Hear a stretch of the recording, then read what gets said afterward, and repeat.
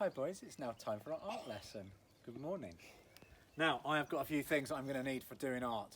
I have my pencil. I have a rubber. Got my piece of paper, something good to lean on. In my case, I haven't got paint, so I have got paints, but I'm not going to go with paints today.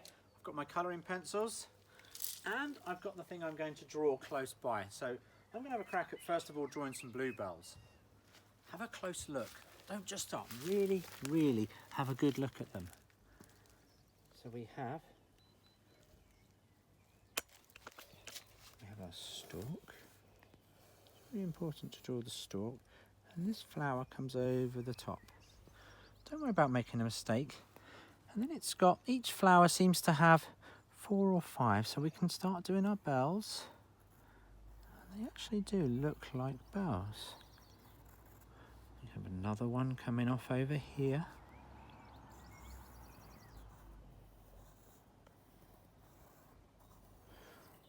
That one wasn't as good, was it? But it doesn't matter. I can either rub it out, in this case I won't, but I could have rubbed that out. It wasn't quite as good. Another one coming down here. There you go. I've got my better drawing again now. This one, I might going to have one more. There's just a slightly smaller one here. Then I'm going to need to switch to find my colour. What colour am I going to need, boys? Hopefully you're all shouting blue, blue. Now, another tricky decision to make. I've got 2 blues, so really try and get, if you actually look closely, I could say there's a bit of purple in there as well, and there's light blue and dark blue, so I'm going to get my purple as well. It's purple nearer this bit here, so nearer the top of them. It's a bit purpley. I'm going to colour in really nice and neatly. I'm going to use this real light blue down at the tips of the plants. We can colour those in.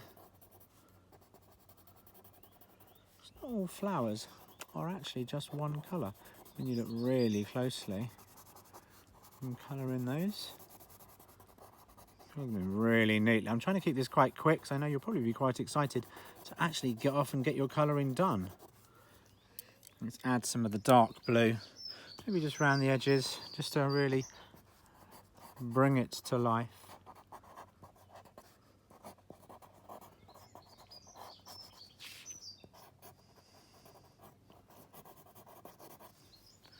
Now I'm going to just do the stem of the plant. Here it is, coming up here.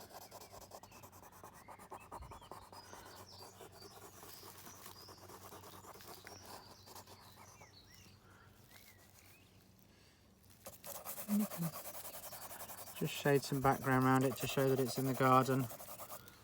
That's a very simple, that's taken me a couple of minutes. It might take you a bit longer.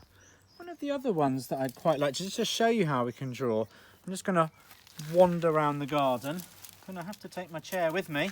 So follow me around the garden. I'm going to go and move over here and see we've got this absolutely gorgeous, and I know all of you, although this isn't actually a flower, it's actually a weed. But as you can see here, the detail on this flower is just particularly beautiful. Have a really close look at it. You can see that in the middle are lots of tight, really tight little yellow, really tight. I'm going to colour that in yellow. It's quite dark yellow, those bits. I'm going to colour those in dark yellow. And then surrounding around those are lots of other petals which come out but don't actually touch each other. Have another look at the flower and you can see how the out petals don't actually touch each other.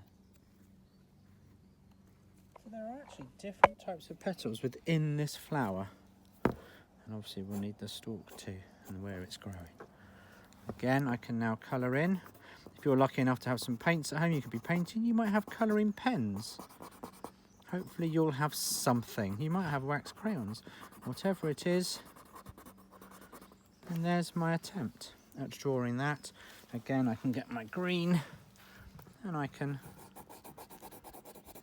You can see that's taken me a few minutes. Very simple, very effective. And hopefully you will be able to do something similar to me Can't wait to see your efforts. Try your hardest. Really try and colour in neatly. And at the end, every good artist signs their work. Mr. B and his new masterpiece. Enjoy, boys.